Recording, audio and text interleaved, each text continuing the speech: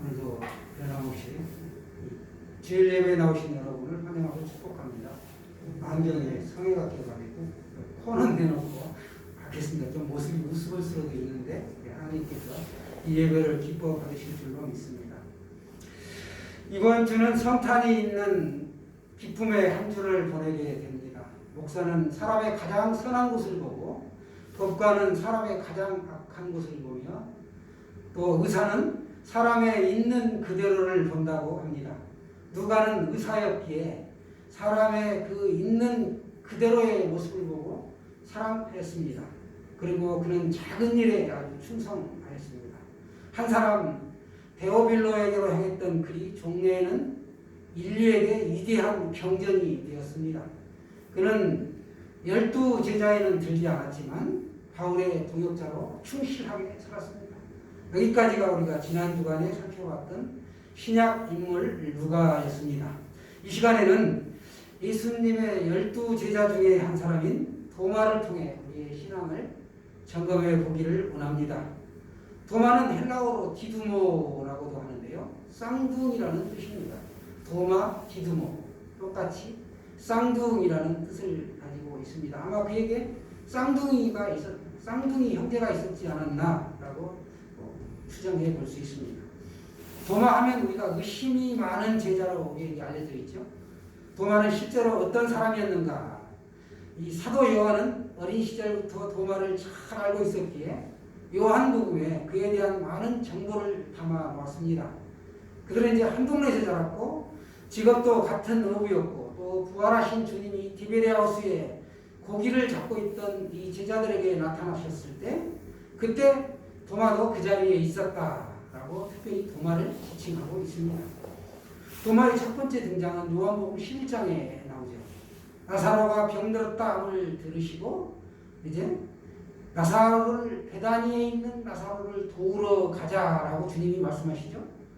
당시의 상황은 유대인들이 예수님을 죽이려고 흉계를 꾸미고 있었고 또 얼마 전에도 유대인들이 예수님을 돌로 치려고 했습니다. 그곳에 가신다는 것은 아주 위험한 일이었죠. 그래서 제자들은 예수님을 가지 못하게 말립니다. 그런데 다른 제자들과는 달리 도마가 나서서 우리도 주와 함께 죽으러 가자 이렇게 말합니다. 예수님이 이러한 위험한 유대 땅으로 건너가시게 하자 도마는 스승과 생사고락을 함께 하겠다라는 비장한 각오로 이처럼 얘기하는 것이죠. 도마는 이것으로 미뤄올 때 의욕심이 강하고 용기가 있고 단순한 사람이었다라고 보여집니다. 두 번째 도마의 등장은 요한복음 14장 5절에 보시면 나옵니다. 도마가 이르되 주여 주께서 어디로 가시는지 우리가 알지 못하거늘 그 길을 어찌 알겠사옵나이까. 도마는 그 길을 알아야 한다 라고 말씀하시는 그 예수님의 말씀을 듣고도 예수님께 질문을 한 것입니다. 도마도 다른 제자들과 마찬가지로 예수님을 세상 나라를 다스리는 왕국의 왕으로 꿈꾸고 있었던 것이죠. 정치적인 왕이었다라고 볼 수 있습니다. 도마는 자신이 이해되지 않을 때는 끝까지 파고드는 사람이었습니다. 그러니까 우리 중에도 그런 사람이 있죠. 궁금한 것은 못 참아. 이런 분들. 다른 건 다 참아도 나는 궁금한 건 참을 수 없다. 라는 성격의 소유자였다는 것이죠. 그 질문에 예수님께서 이르시되 내가 곧 길이요 진리요 생명이니 나로 말미암지 않고는 아버지께로 올 자가 있다 없다? 없다. 나로 말미암지 않고는 아버지께로 올 자가 없느니라 이렇게 말씀하십니다. 성경에서 도마의 세 번째 등장을 보시면 오늘 본문 요한복음 20장입니다. 십자가 사건 후에 부활하신 예수님이 이제 제자들에게 나타났는데 그때 그 자리에 도마가 없었습니다. 나중에 그곳에 와서 예수님이 부활하셨다는 소식을 제자들로부터 듣죠. 그리고는 믿지를 않습니다.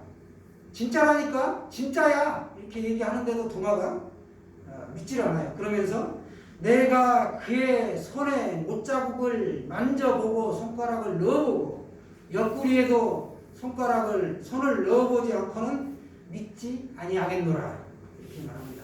만일 우리가 도마와 같은 상황에 있었다면 우리는 어떻게 했을까요?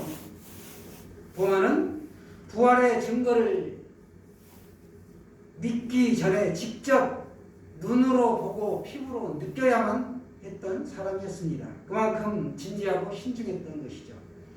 도마는 십자가에 달려 돌아가신 예수님을 다시 보기를 간절히 원했고 그분은 죽지 않고 살아있다라는 사실을 확인하고 싶어 했습니다.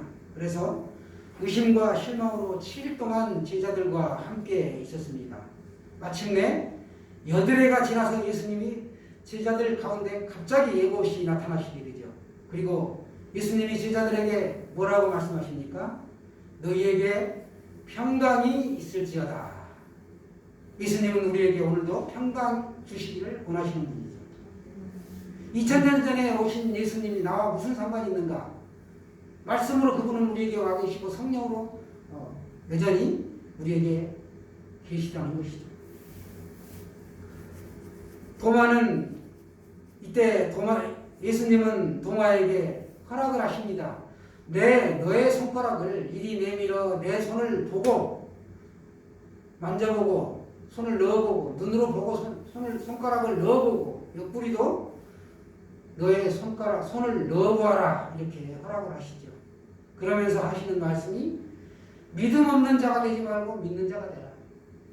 이렇게 말씀하십니다. 도마는 이때 고백하죠.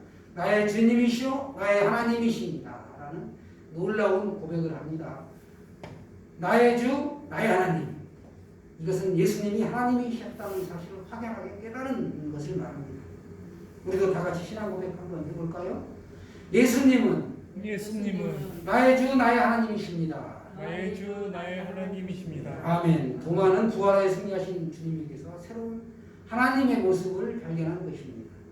도마는 너무도 분명하고 확연한 이 현실의 모습을 두 눈으로 똑똑히 보고 그것으로 충분했다는 것이죠. 이미 부활하신 주님의 그 상처를 눈으로 만져보기, 눈으로 확연하게 확인하고 손으로 직접 만져보고 옆구리에 손을 넣어보기 전에 도마에게 믿음이 들어갔다는 것을 의미하고 있습니다. 도마는 확실하게 예수님이라는 것을, 예수님이 하나님이시다는 것을 나의 주, 나의 하나님이라고 고백한 것을 통해서 우리가 알 수 있습니다. 주님께서 허락하신 대로 직접 손과 옆구리의 상온을 만져보고 손을 넣어 확인하는 것 같지가 않다는 것이죠. 그렇게 예수님이 뭐라고 말씀하시느냐? 도마에게 너는 나를 본 거로 믿느냐? 보지 못하고 믿는 자들은 복되도다. 이렇게 말씀하시죠. 전에 도마가 주님의 부활을 믿지 않는 데 대한 일종의 꾸지람이라고 볼 수 있습니다. 예수님은 도마가 말하는 것과 생각하고 있는 것, 그것이 무엇인지를 이미 잘 알고 계시는 분입니다. 그러나 도마에게 찾아와 주시고 한 영혼을 가치 있게 보셨습니다. 도마는 무엇이든지 대충 넘어가지 않고 확실하게 하려는 그런 삶의 태도를 가지고 있었습니다. 그러니까 어렴풋이 아는 것으로 만족하지 않고 의심할 만한 상황이 있으면 끝까지 추적하는, 그리고 그걸 통해서 자신의 믿음을 더욱더 확실히 다지는, 그러면서 신앙이 깊어지는 사람이 바로 도마였습니다. 또한 예수 그리스도의 가르침에 대한 변하지 않는 믿음을 가지고 있었고 스승인 예수님에 대해서는 일종의 신실한 애정을 가지고 있었습니다.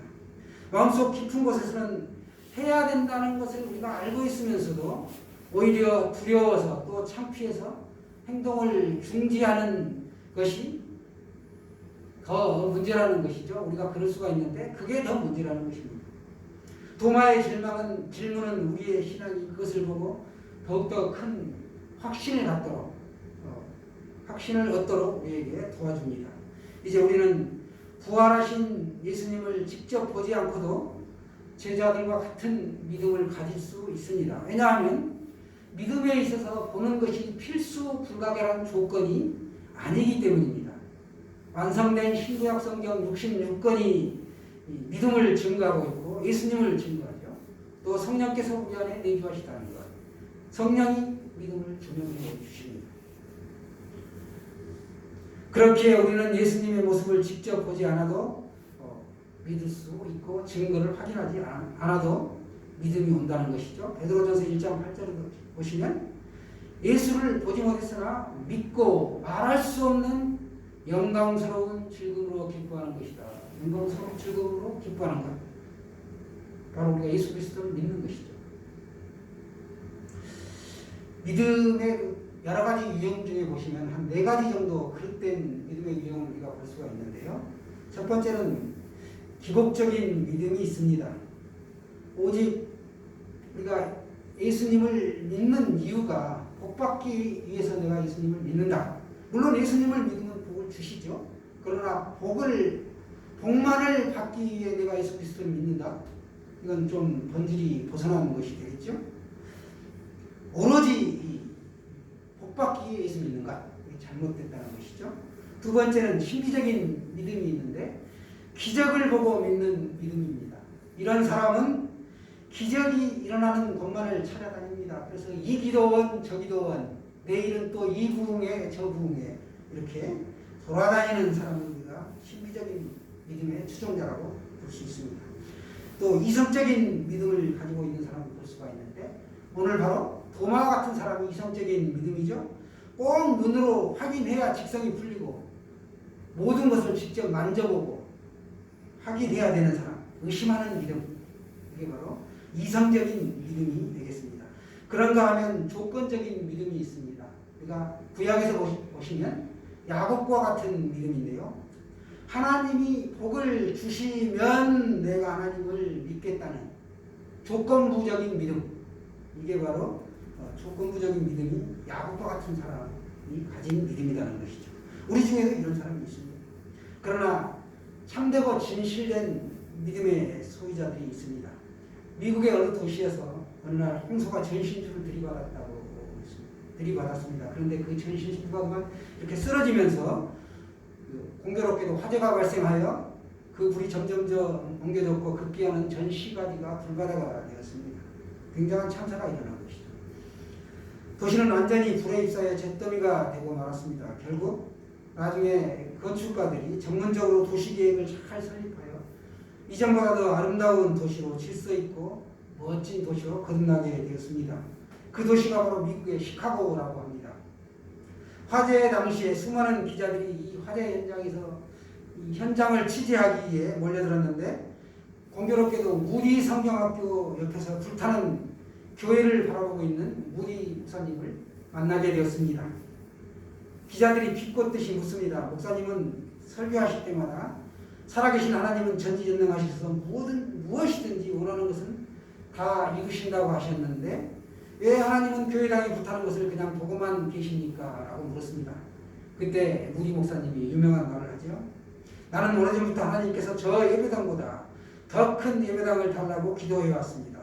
바로 그 기도의 응답으로 지금 교회당이 불타고 있는 것이라고 믿습니다.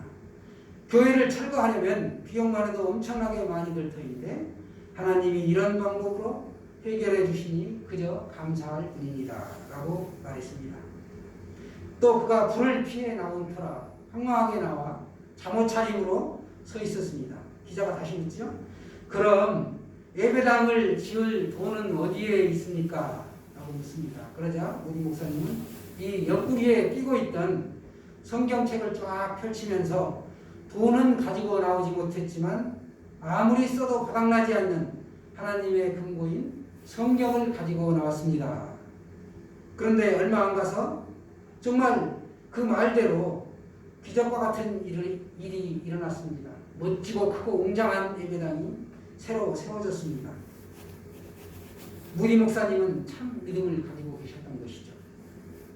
저와 여러분도 이렇게 무디 목사님처럼 참 믿음을 소유하시기를 원합니다. 시인 기영도는 연세대 정형과를 나와가지고 29살에 뇌혈관 질환으로 요절하였습니다. 그는 주옥같은 시들을 많이 썼는데 그의 시 가운데 어떤 구절이 나오느냐 하면 성경의 밑줄을 쫙 긋지 말고 너의 삶의 밑줄을 그어라. 이런 성경은 아니지만 이와 같은 위대한 말을 했습니다. 그래서 믿음의 사람들에게 믿는 그리스도인이 어떻게 살아야 되는지를 확실하게 말해주고 있습니다.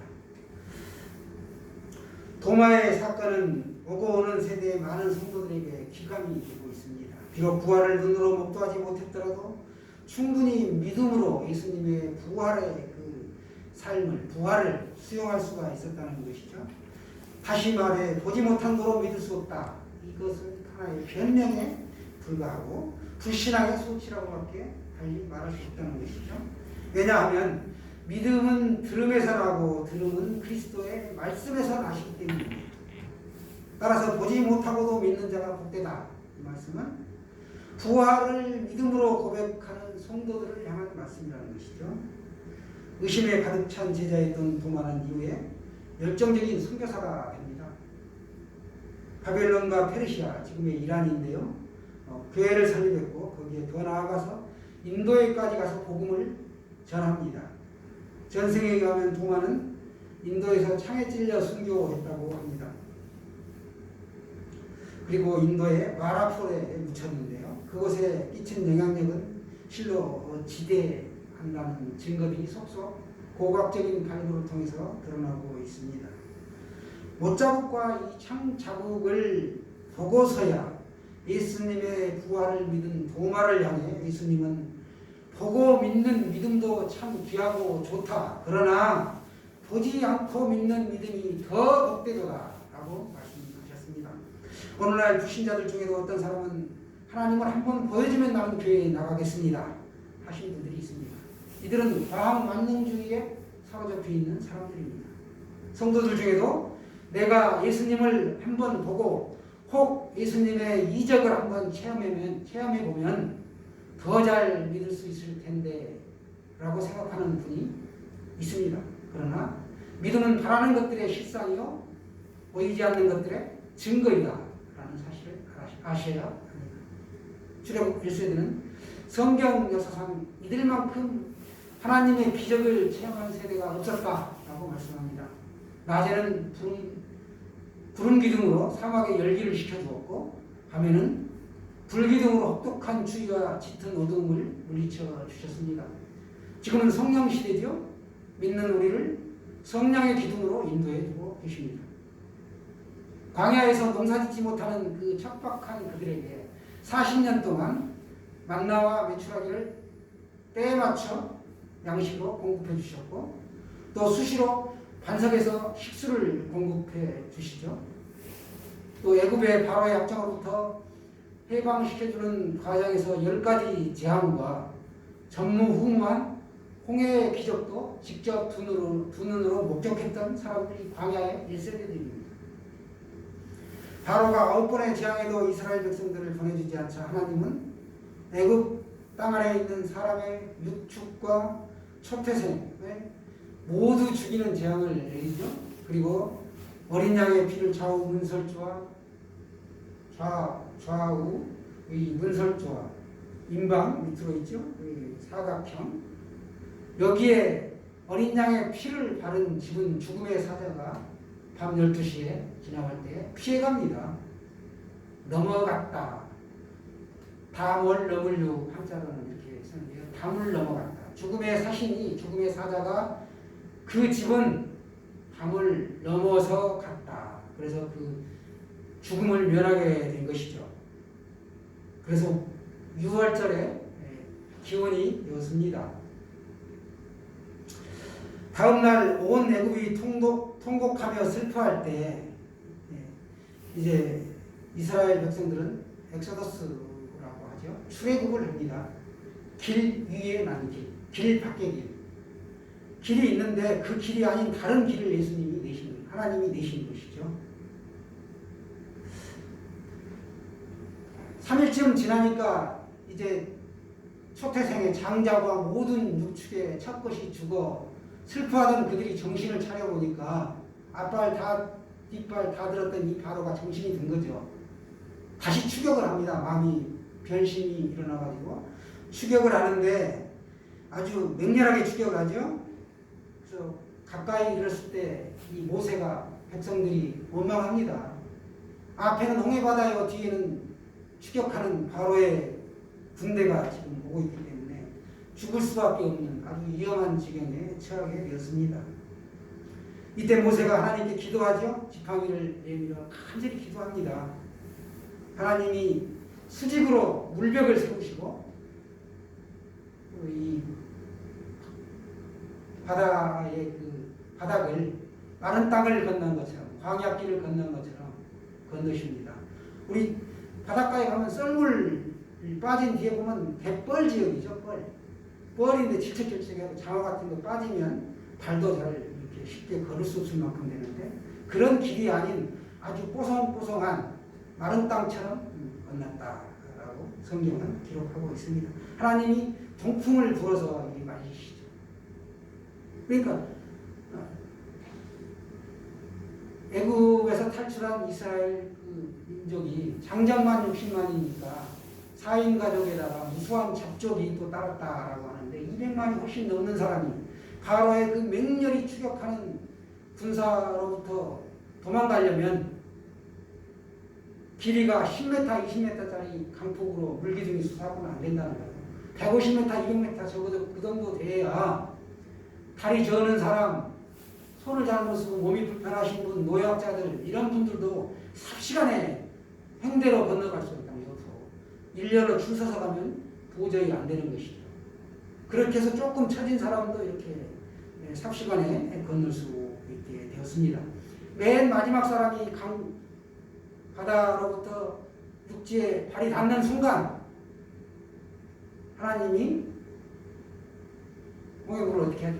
두 문이 딱 합쳐지는 거 이게. 그래서 우리 주일학교, 저는 주일학교는 못 가봤는데 주일학교 아이들이 거기서 아주 통쾌하게 할렐루야 하면서 손뼉을 칩니다. 중간쯤 왔던 그 애굽의 바로의 군마와 바로가 수장되어 버립니다. 거기에 엄청난 기적을 두 눈으로 똑똑히 본 거죠. 이스라엘 백성들이 뭐 할렐루야 난리가 나지 않았겠습니까? 그런 그들이 하나님은 시퍼렇게 살아계셔 했던 사람들이 가나안 복지에 들어간 사람들이 딱 2명이었다. 2명. 여호수아와 갈렙 단 2사람뿐이었습니다. 이것은 인간이라는 존재가 하나님을 보고도 믿지 않을 수 있다는 점을 강력하게 시사하고 있습니다. 특별히 도마가 예수님의 제자로 3년간 무수한 이적을 보이신 예수님의 행적을 보았음에도 이 오늘처럼 드러낸 불신앙의 태도는 우리도 역시 언제든지 그럴 수 있다는 것이고 출애굽 1세대로 전락할 수 있다라는 사실을 보여주고 있습니다. 우리 모두는 육의 눈으로 보이지 않는 것을 육의 눈이 아닌 믿음의 눈으로 볼 수 있어야 된다는 것이죠. 그것이 복된 믿음입니다. 주님 앞에서 분명한 신앙 고백을 한 이후에 도마가 땅끝까지 이르러 복음을 증거하는 증인의 삶을 살았던 것처럼 비록 우리가 많이 부족하고 어리석지만 주님을 향한 분명한 확증적인 믿음이 있다면 우리의 신앙은 점점점 깊어지고 성령의 인도하심을 따라 증인의 삶을 살아가게 될 것입니다. 도마가 예수님께서 한 질문은 바로 우리를 대신한 질문이었다. 이렇게 볼 수 있습니다. 도마가 의심을 해소한 이후에 위대한 신앙 고백을 하고 쓰임받죠. 나의 주, 나의 하나님. 예수님은 나의 주, 나의 하나님이시다. 베드로도 위대한 신앙 고백을 했죠. 주는 그리스도시요 살아계신 하나님의 아들입니다. 똑같은, 어찌 보면 이거보다 더 위대한 신앙 고백이다. 끝으로 저는 부탁을 드리고 싶습니다. 저와 여러분의 믿음은 보지 않고 믿는 참 믿음의 소유자로 이 땅에서 승리하며 사시기를 축원합니다. 축원합니다.